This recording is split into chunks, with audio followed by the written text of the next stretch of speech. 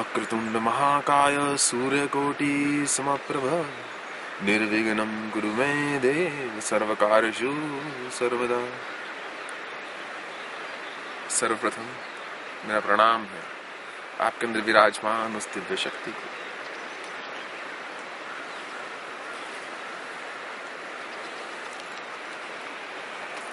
आदि गुरु शंकराचार्य जी, उन्होंने कई स्तोत्रों की रचना की।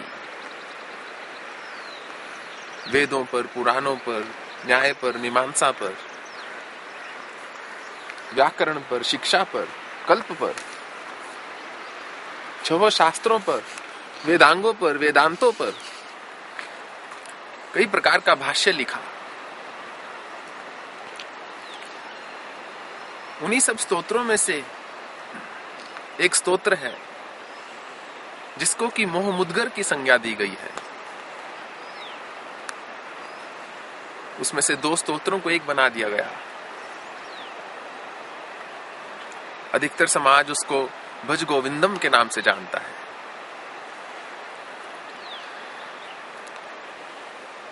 अगले कुछ दिनों में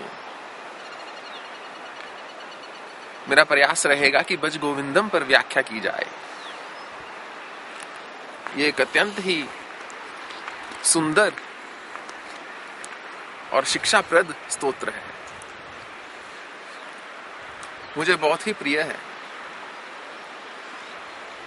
तो प्रतिदिन हम 4 से 5 श्लोक के ऊपर व्याख्या करेंगे। इसमें कुल 32 श्लोक हैं। तो शुरू करते हैं। भज गोविंदम गोविंदम भज मूढ़ मते संप्राप्ते सन्निहिते मरणे नहीं नहीं रक्षति दुक्कृण करणे। बोलते हैं कि गोविंद का भजन कर ले। प्रत्येक वो क्षण जो तुझे प्राप्त हुआ है उसमें गोविंद का भजन कर ले, क्योंकि बाद में करने का समय नहीं मिलेगा। मनुष्य को समय क्यों नहीं मिलता? क्योंकि मनुष्य व्यस्त है, किन्हीं ना किन्हीं कार्य में व्यस्त है। परंतु किनके लिए व्यस्त है? कुछ तो स्वयं के लिए व्यस्त है, कुछ अपने लोगों के लिए व्यस्त है, कुछ समाज के लिए व्यस्त है। अपनी इच्छाओं की पूर्ति कर रहा है और जो अपने हैं उनकी इच्छाओं की पूर्ति कर रहा है, उसी में व्यस्त है। इतना व्यस्त हो गया है कि गोविंद को भजने का समय नहीं है। जिसने इस शरीर को दिया, चेतना को दिया, प्राण दिए, ये समस्त सृष्टि रची, खाने को अन्न दिया, पहनने को वस्त्र दिया, उसका चिंतन नहीं करना चाहता, केवल अपने जीवन को लेकर चिंता ही करना चाहता है। तो शंकराचार्य जी लिखते हैं, जो गोविंद का भजन नहीं कर रहा वो तो मूढ़ मती है, वो तो मूर्ख है। क्योंकि समय तो बीता जा रहा है। अपने और अपनों का ध्यान तो पशु भी रखते हैं, उसमें क्या विशेष है? कुछ भी तो नहीं। संप्राप्ते सन्निहिते मरणे नहीं नहीं रक्षति दुक्कृण करणे। जिनके लिए सारा जीवन लगा दिया, जब काल का समय आएगा, जब मरने का समय आएगा, उस समय जिनको तुम अपना कह रहे हो वो तुम्हारे साथ नहीं जा पाएंगे। संभावना तो है कि कोई जाना नहीं चाहेगा, जो जा भी सकता हो तो जा नहीं पाएगा। वो यात्रा तो आपको अकेले करनी है। कहते हैं कि 2 यात्राएं हमेशा अकेले की जाती हैं, उसमें कोई साथ नहीं होता। पहली है मृत्यु, दूसरी है आत्म साक्षात्कार।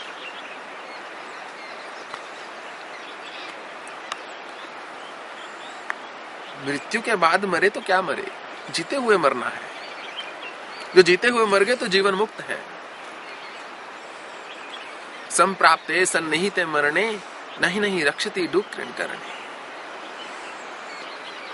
तो जिनसे डर रहा है, डुक्रण करण एक संस्कृत में धातु है जिससे शब्द बना है, जैसे डर, भय। तो करण जिनका साधन, जिन साधनों का प्रयोजन, जिन साधनों के आश्रय लेकर, जिन साधनों को इस्तेमाल करके, जिन साधनों का प्रयोग करके तुमने सारा जीवन व्यतीत किया और जिनके लिए सारा जीवन व्यतीत किया, कितना ही भय क्यों ना लग रहा मृत्यु के समय, कितना ही तुम दयनीय अवस्था में उनको क्यों ना पुकारो, कितनी ही करुणा से क्यों ना पुकारो, या कितनी ही विचलित होकर क्यों ना पुकारो, वो तुम्हारे साथ नहीं आने वाले।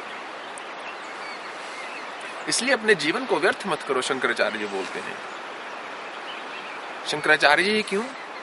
ऐसा प्रत्येक महापुरुष का मत है, ऐसा प्रत्येक हमारे शास्त्र का मत है। भज गोविंदम गोविंदम भज मूढ़मते संप्राप्ते सन्निहिते मरणे नहीं नहीं रक्षति डुक्रण करणे। इसलिए गोविंद का भजन करो। परंतु गोविंद का भजन मात्र ये नहीं है कि आप घंटी लेकर मंदिर में चले गए हैं। गोविंद का भजन है कि आपको अपने जीवन में गोविंद को उतारना है। गोविंदो गोविदाम पति, जो इंद्रियों का छेदन करने वाले हैं वही गोविंद है। जो समर्पण नहीं है और हरे कृष्णा नहीं कर सकते, तो नियंत्रण तो रख लो अपनी इंद्रियों को, गो को समझिए, उनको जानिए, उस भजन में रमिए। जो बाहर के भजन में नहीं रम सकते तो भीतर के भजन में रम जाइए। बाहर का भीतर की ओर ले जाएगा, भीतर का बाहर की ओर ले जाएगा, अंत में दोनों एक ही हो जाएंगे जब बोध हो जाएगा। तो मूढ़ जहीदन आगम तृष्णाम कुरु सद्बुद्धिम मनसि तृष्णाम यल्लभसे निज कर्मोपातम वित्तम तेन विनोदय चित्तम। बोलते हैं जो मूढ़ होता है, जो अज्ञानी है, जो भौतिक जगत में रचा हुआ है, जो संसारी है, उसका अधिकतर समय धन या धन से संबंधित, वित्त या वित्त से संबंधित कार्यों की चिंता में चला जाता है। वो इसी चिंतन को लेकर, इसी चिंता को लेकर मर जाता है एक दिन, और जीवन पर्यंत उसकी यही चिंता रहती है। मूढ़ जही धन आगम तृष्णा, उसको धन की तृष्णा लगी हुई है। इच्छाओं की पूर्ति के लिए उसको एक तृष्णा लगी हुई है कि मेरे पास और धन आ जाए, और आ जाए, और आ जाए, और आ जाए। जिस प्रकार इच्छाएं कितनी ही पूरी हो जाएं, कभी खत्म नहीं होती। धन कितना ही आ जाए, कम ही लगेगा। तो जो मूढ़ है, जो मूर्ख है, जो अज्ञानी है, जो अपनी माया के वश में हुआ पड़ा है, जो अपनी इच्छाओं के वश में हुआ पड़ा है, वो आजीवन इसी चिंता में खपता रहता है। इदम अद्य मया लब्धम इमं प्राप्स्य मनोरथम इदम अस्ति इदमपि भविष्यति पुनर्धनम। क्षमा कीजिए। जो आसुरी संपदा का है, अर्जुन श्री कृष्ण बोलते हैं, वो धन की चिंता में लगा रहता है कि अब मेरा यहां से धन आ गया, वहां से धन आ जाएगा, अब मेरी ये इच्छा पूरी होगी, अब वो इच्छा पूरी हो जाएगी। वो इसी में खप जाता है, जिसको बोलते हैं यल्लभसे निज कर्मोपातम वित्तम तेन विनोदय चित्तम। अरे मूर्ख, जो तेरे प्रारब्ध में लिखा है, तेरे प्रारब्ध अनुसार जो तुझे प्राप्त हो रहा है, उसमें प्रसन्न रहे, उसी में शांत रहे, उसी में संतुष्ट रहे।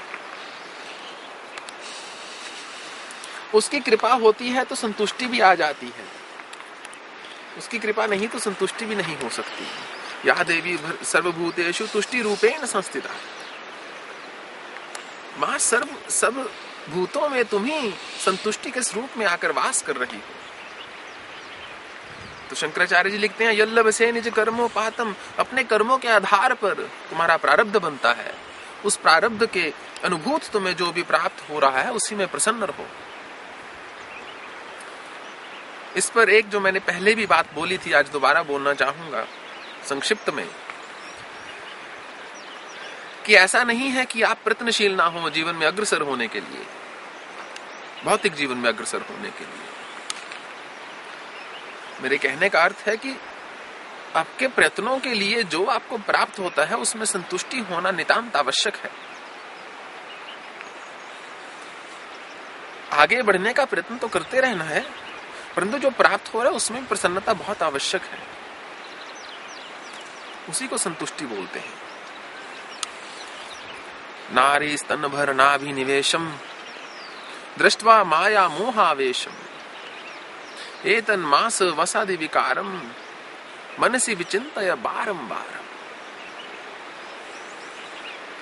सर्वप्रथम शंकराचार्य जी ने बोला कि गोविंद का भजन करो, मृत्यु की याद दिलाई कि अंत समय में कोई काम नहीं आएगा। यदि उससे नहीं समझे तो फिर वो बोलते हैं जिस धन के लिए तुम लगे हुए हो उसमें संतुष्ट रहना सीखो। अधिकतर मनुष्यों की चेष्टा धन को लेकर होती है। जो धन से आगे बढ़ता है या धन से ऊपर उठना चाहता है वो एक और जगह आकर फंस जाता है। कौन से? भोग, काम। तो यही तीसरा श्लोक है, नारी स्तन भर नाभिनिवेशम। जो नारी के स्वरूप को देख रहा है, नारी के स्वरूप को देखकर, उसकी नाभि को देखकर मोहित हो गया है, माया के अधीन हो गया है, भोग करना चाहता है। दृष्टवा माया मोहावेशम, देखते ही स्वरूप को, देखते ही नारी के स्वरूप को देखते ही काम जागृत हो जाता है। एतन मास वसादि विकारम, कितना मूड है देखो, ये नहीं सोचना चाह रहा या ये नहीं सोचता कि ये विकार हैं मांस और मज्जा के। शरीर किससे बना है?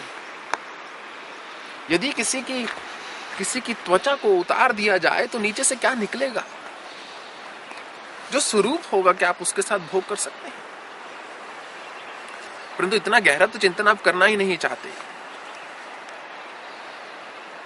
काम आतुर होकर, काम के अधीन होकर आप भोग करके जीवन को बस वही जीवन का अर्थ निकालना चाह रहे हैं।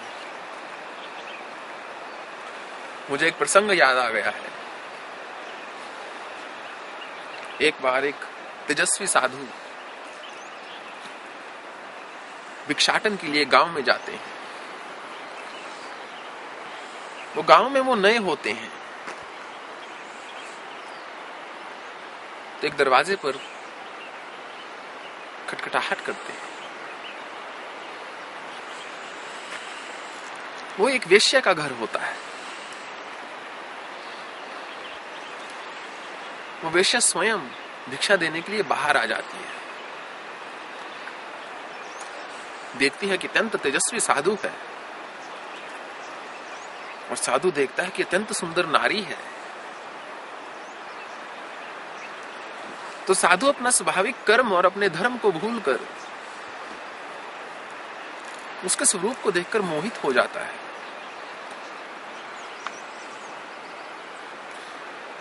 बोलता है कि मुझे आटे दाल की भिक्षा नहीं चाहिए, मुझे यदि भिक्षा देना चाहती है तो अपना स्वरूप दे दो, अर्थात मैं तुम्हारे साथ भोग करना चाहता हूं। वो वेश्या सोचती है कि इतना तेजस्वी साधु है, कैसे पथ से भटक सकता है? समझ नहीं आ रहा, ये मेरी परीक्षा ले रहा है, ईश्वर मेरी परीक्षा ले रहा है, या मेरे माध्यम से ईश्वर इनकी परीक्षा लेना चाह रहे हैं। तो बोलती है, महाराज अभी मैं रजस्वला हूं, आप 7 दिन के बाद आ जाइएगा, 7 दिन के बाद मैं आपकी इच्छा की भिक्षा आपको दे दूंगी।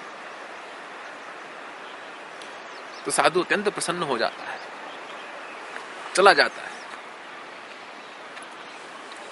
वेश्या अपने घर में अंदर चली जाती है, उसकी मां भी वही रहती होती है। बोलती है, मां 7 दिन के लिए मैं अपने कमरे में ही रहूंगी, भोजन नहीं करूंगी, केवल जल लूंगी, और 7 दिन के बाद ये साधु आएगा, इसको मेरे पास भेज देना। और मुझे चांदी के बड़े सुंदर बर्तन लाके दे दीजिए और रेशमी कपड़े दे दीजिए।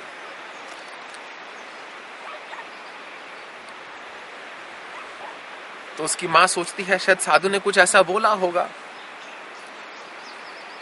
तो वो सब इंतजाम करवा देती है उसके लिए, अपनी बेटी के लिए। वो बोलती है एक नाई को भी भिजवा दीजिए। एक नाई को भी बुला लिया जाता है।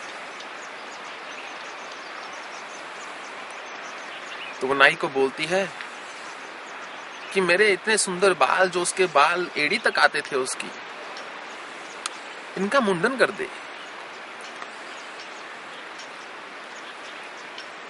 तो नाई घबरा जाता है, बोलता है क्या आप मुझसे व्यंग कर रही हैं? स्त्रियां तो मर जाती हैं इतने सुंदर, इतने लंबे, इतने गहरे घने बालों के लिए, और आप बोल रही हैं कि इनका मुंडन कर दो। बोलती नहीं, मुझे एक साधु को बचाना है, उसके लिए तो बहुत छोटी सी कीमत है ये, इनको उतार दो मेरे सर से। उतार कर वो बड़ा सा चांदी का बर्तन रखा है, उसमें डाल दो। उसमें डालकर ऊपर रेशमी कपड़े से ढक दो। कर देता है। एक दूसरे बर्तन में वो जो भी मल त्याग करती है उसमें डाल देती है, उसको रेशमी वस्त्र से ढक देती है। तीसरे बर्तन में मूत्र विसर्जन, मूत्र डाल देती है, उसको रेशमी कपड़े से ढक देती है। और मुख में उंगली डालकर वमन कर देती है। जो भी बाहर आता है उसको एक बर्तन में डालकर चांदी के सुंदर से ऊपर से रेशमी कपड़े से ढक देती है। अपने शरीर की समस्त मैल 7 दिन न नहाती है न धोती है, को उतार कर एक और बर्तन में रख देती है, उसको भी ढक देती है। उधर वह साधु जो कामातुर हो चुका है, जो अपने स्वयं के स्वरूप को भूल चुका है, 7 दिन में सब भजन कीर्तन भूल जाता है, सब नित्य कर्म, नैमित्तिक कर्म, सब काम्य कर्म भूल जाता है, बस उसी वेश्या का चिंतन कर रहा है। इसको बोलते हैं पतन। जब मनुष्य अपनी स्थिति से इतना गिर जाता है कि उसको एक अत्यंत अनुचित कार्य भी उचित प्रतीत होने लगता है, और वो चाहकर भी उचित कार्य को नहीं करना चाहता, इसी को बोलते हैं पतन। 7 दिन के बाद वो जाता है, दरवाजा खटखटाता है, वेश्या की मां बाहर आती है, बोलती है महाराज वो अंदर आप ही का इंतजार कर रही है, ना जाने आपने कैसा जादू किया है, 7 दिन से कमरे से बाहर नहीं आई है। तो साधु चला जाता है भीतर। उसके मन में लड्डू फूट रहे हैं। जाता है, दरवाजा खोलता है तो देखता है वो घूंघट करके बैठी हुई है।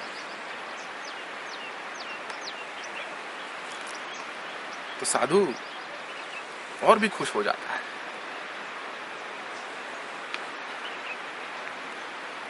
क्या देखता है कि बहुत सुंदर चांदी के बर्तन सजे हुए हैं। साधु और ज्यादा प्रसन्न हो जाता है।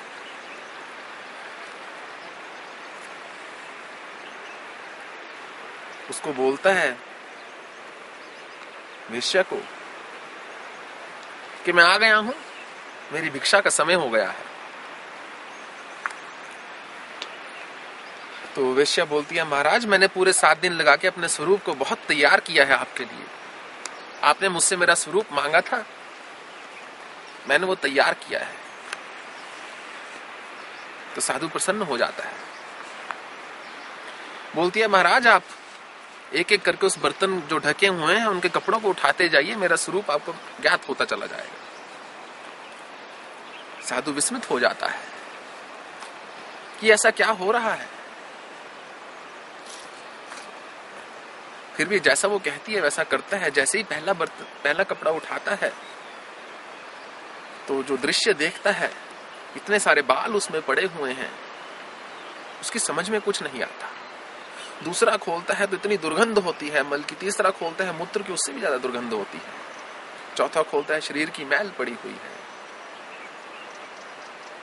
बोलता है ये क्या बद्धा मजाक है,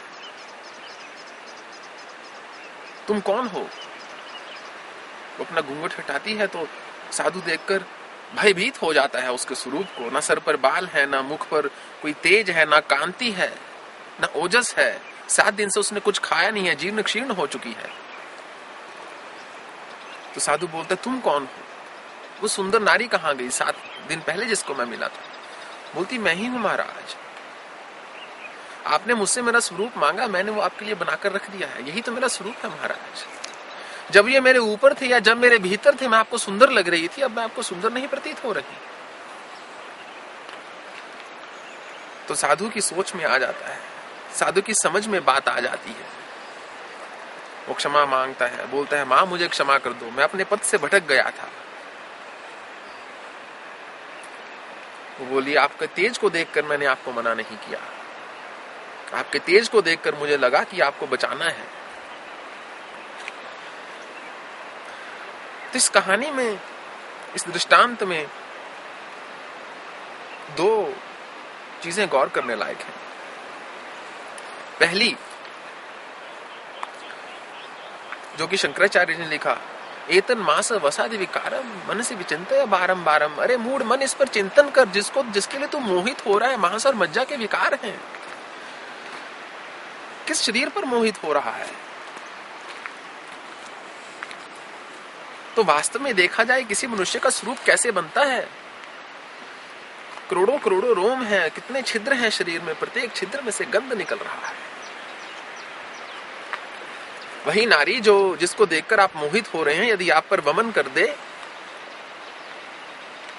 तो आपका कैसा भाव जागृत होगा, इस पर विचार कीजिए।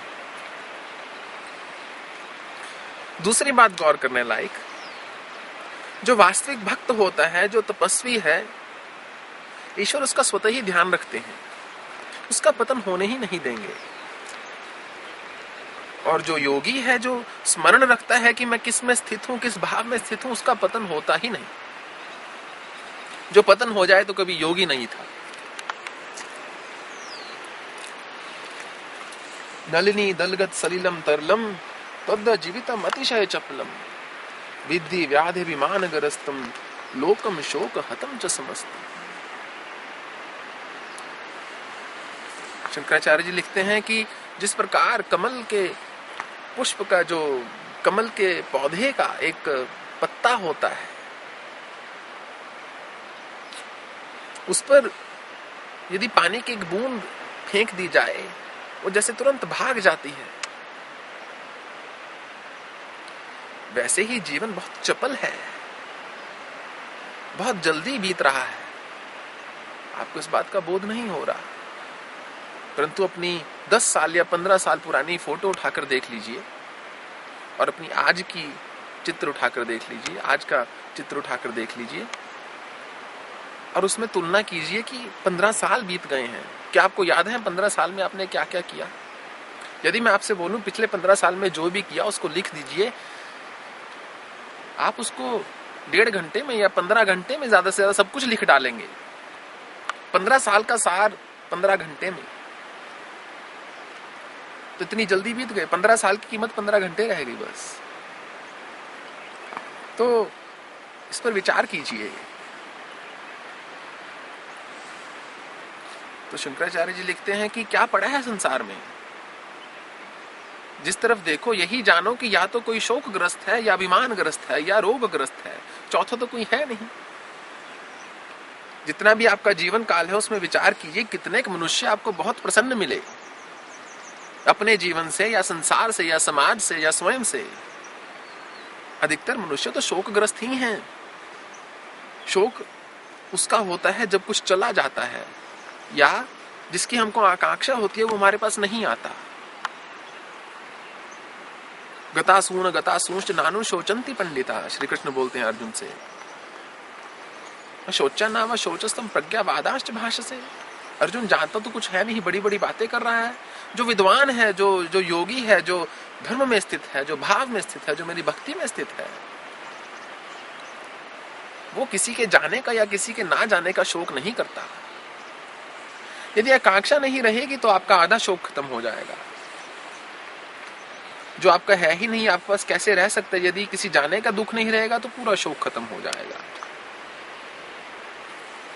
मन के रोग दूर कर लोगे तो शरीर के रोग तो मायने ही नहीं रखेंगे और स्वतः ही बहुत कम भी हो जाएंगे। जब अभिमान को खत्म कर लोगे तो सबसे बड़ा रोग खत्म हो जाएगा तुम्हारा। फिर आप स्वस्थ कहला सकते हैं और स्वस्थ अपने आप को कह सकते हैं। जब तक अभिमान से ग्रस्त हैं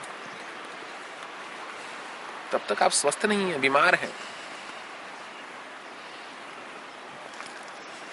यावत वित्तोपार्जनः सक्तः तावत निज परिवारो रक्तः पश्चात धावति जर्जर देहे वार्तां पृच्छति कोऽपि न गेहे। जब भज गोविंदम के हम सूत्रों को पढ़ रहे हैं तो ऐसा लगता है कि बस ऐसे ही लिख दिए गए हैं, परंतु ऐसा नहीं है। पहले में शिक्षा दी गई कि गोविंद को भज, मृत्यु को याद दिलाएगा। जो मृत्यु का स्मरण रखता है वो बहुत सुंदर ढंग से जीता है। जब वो काम नहीं आया तो बताया किस धन के लिए चिंता कर रहा है, जो तुम्हारे प्रारब्ध में वही तो मिलने वाला है मात्र। फिर मनुष्य को काम की ओर लेकर चला गया कि काम से ऊपर उठ, विकार ही तो है। जब उससे आगे लेके गए तो मनुष्य को व्याधि, अभिमान, शोक आदि ग्रसित कर देते हैं, जकड़ लेते हैं।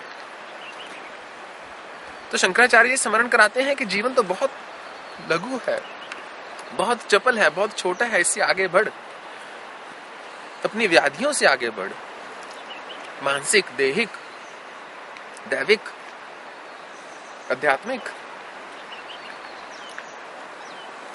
जब मनुष्य इनसे आगे बढ़ने की कोशिश करता है तो वो किस पर आकर रुक जाता है?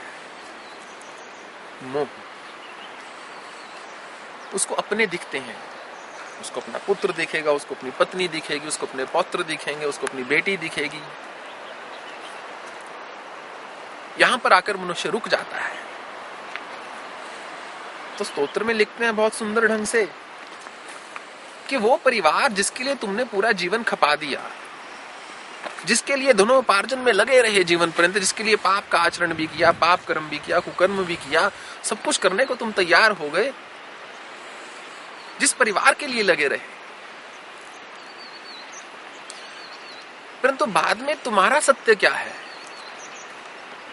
आपका तो एकमात्र सत्य यही है कि आपको जरावस्था में जाना है, शरीर बूढ़ा हो जाएगा, वृद्ध हो जाएगा, पश्चात धावती झरझर देहे, शरीर झरझर हो जाएगा, कांपने लगेगा, ना उसमें बल रहेगा, ना वीर्य रहेगा। पश्चात धावती झरझर देहे वार्तां पृच्छति कोऽपि न गेहि। फिर भी किसी ने बात नहीं पूछनी। जब आपके शरीर में दम नहीं रहेगा, जब आप किसी के काम नहीं रहेंगे, तो वास्तविक स्वरूप में क्या होता है कोई नहीं पूछता। फिर आप एक खाट पर पड़े रहोगे, बस आपको वहीं पर भोजन कर मिल जाया करेगा, वही आपका अंत है। उसको मत भूलिए। जो आपका अंत समय है उसको मत भूलिए, क्योंकि वो सबके पास आना है, वो सबको देखना है, लगभग सबको देखना है। तो जब तक आप काम के हैं, संसार आपके काम का है। जब आप काम के नहीं रहेंगे, संसार को आपसे कोई मतलब नहीं है। आप चाहें इस बात पर कितना ही तर्क कर लें, वितर्क कर लें,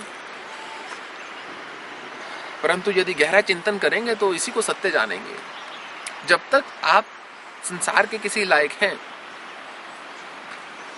तो संसार हो सकता है आपको याद रखे, आपके अपने आप को याद रखें। जब आप किसी काम के नहीं हो उनके लिए, तो आपकी किसी ने बात नहीं पूछनी। तो मैं तो यही सोचता हूं, ऐसे संसार में क्यों खपना? क्यों ना हम अपने आंतरिक आनंद को खोजें जो स्वतंत्र है, किसी के अधीन नहीं है। संसार के अधीन होकर क्यों जीना चाहते हो? यदि संसार की बातों से आपको अच्छा प्रतीत होता है, उनकी बातों से आपको बुरा प्रतीत होता है, तो आप संसार के अधीन हो गए हो। क्या आवश्यकता है? अपने स्वयं के स्वतंत्र स्वरूप को खोजो। तो जिस परिवार के लिए लगे रहे धनोपार्जन में, निज रक्त, जो स्वयं का रक्त था, उसके लिए तो सभी करते हैं। एक चिड़िया भी मोहवश अपने बच्चे के मुख में भोजन को चबाकर नरम करके डालती है। उसको तो हम पशु या पक्षी बोलकर छोड़ देते हैं। और आप कौन है? मनुष्य। दैवी संपद विमोक्षाय निबंधाय आसुरी मता। अर्जुन, जो दैवी संपदा होती है मनुष्य को मोक्ष की ओर लेके जाती है, मनुष्य को मुक्त करती है, उसके मोह का क्षय करती है, मोह का नाश करती है। और आसुरी संपदा मनुष्य को बांधती है। प्रत्येक वो चीज जो आपको बांधती है, चाहे वो आपके विकार हो, चाहे आपकी इच्छाएं हो, चाहे आपकी आकांक्षाएं हो, चाहे आपका धर्म हो, चाहे आपकी भक्ति हो, चाहे आपकी खोज हो, जो आपको बांध रही है वो आपके लिए नहीं है। जो आज आपको बांध रहा है कल आप उसके अधीन हो जाएंगे। ऐसा ही होता है। यावत पवनो निवसति देहे वार्तां पृच्छति कुशलम गेहे गतवती वायु देहा पाय भार्या बिबती तस्मिन् काय। जब तक आपके शरीर में श्वास है, प्राण है, तब तक तो शायद कोई आपकी बात पूछ ले, आपकी कुशलता के बारे में पूछ ले, मंगल कुशल को पूछ ले कि आप ठीक हैं, कैसे हैं, मरे हैं या जिंदा हैं। अगर जिंदा है क्या तकलीफ है, जो भी तकलीफ है आपको खुद ही झेलनी है, कोई कुछ नहीं कर सकता उसमें। परंतु गतवती वायु देहा पाया, जब देह में से वायु, प्राण वायु चली जाती है, भार्या बिबती तस्मिन् काया, फिर जो आपकी भार्या है, जो आपकी पत्नी है, वो आपकी स्वयं की काया से भयभीत हो जाती है, आपके शरीर से भयभीत हो जाती है। सबसे आपके जीवन का जो निजी संबंध था जिसके साथ, वही आपसे डर रहा है। आपके शरीर को मृत देखकर आपको मृत बना दिया जाता है। मान लीजिए आपका नाम राम प्रकाश है और राम प्रकाश की देह में से प्राण चले गए हैं, तो कोई ये नहीं बोलेगा राम प्रकाश का शरीर मर गया है। सब बोलेंगे राम प्रकाश मर गया। राम प्रकाश इतिहास हो जाएगा। जो अब तक वर्तमान था बहुत जल्दी इतिहास होने वाला है। राम प्रकाश की एक फोटो टांग दी जाएगी, एक चित्र टांग दिया जाएगा दीवार पर। साल में एक बार हो सकता है उस पर धूप बत्ती हो जाए या रोज हो जाए, परंतु क्या लाभ, राम प्रकाश तो नहीं रहा। लोगों ने तो उसको मार दिया, बोल दिया राम प्रकाश तो मर गए। वो तो बेचारा देख नहीं रहा, उसको धूप बत्ती हो रही है, ना ही उसको भोजन मिल रहा है। उसके फोटो के आगे जितना मर्जी भोग लगाते रहो, जो मर्जी श्राद्ध करते रहो। जब बेचारा जी रहा था किसी ने पूछा नहीं, अब मर गया तो अब क्या है। तो ये संसार का सत्य है, इसको जानिए। जो जीते हुए मर जाएंगे तो मरने का कोई गम नहीं रहेगा। अपने मन पर को वश करना ही जीते हुए का मरना है। उसी को जीवन मुक्त बोलते हैं। नहीं तो जीवन अवस्था में मोक्ष कैसे संभव है। यही एकमात्र रास्ता है। एकमात्र शब्द वैसे मैं इस्तेमाल नहीं करता क्योंकि बहुत गहरा शब्द है और बहुत तंग शब्द है। हो सकता है उसका और भी कोई रास्ता हो, मैं नहीं जानता। जो एकमात्र रास्ता मैं जानता हूं वो ये है,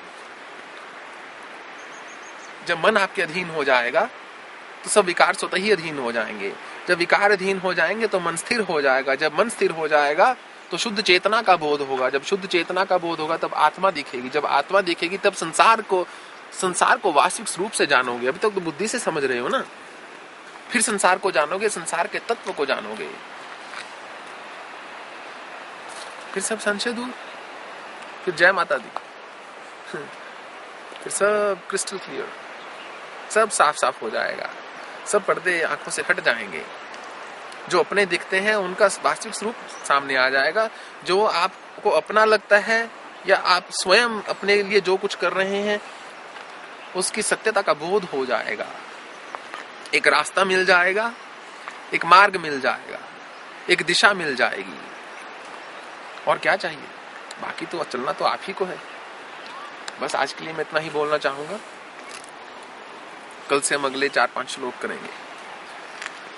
ओम पूर्णमदः पूर्णमिदं पूर्णात् पूर्णमुदच्यते पूर्णस्य पूर्णमादाय पूर्णमेवावशिष्यते। हरे कृष्ण कृष्ण कृष्ण हरे हरे, हरे राम राम राम हरे हरे।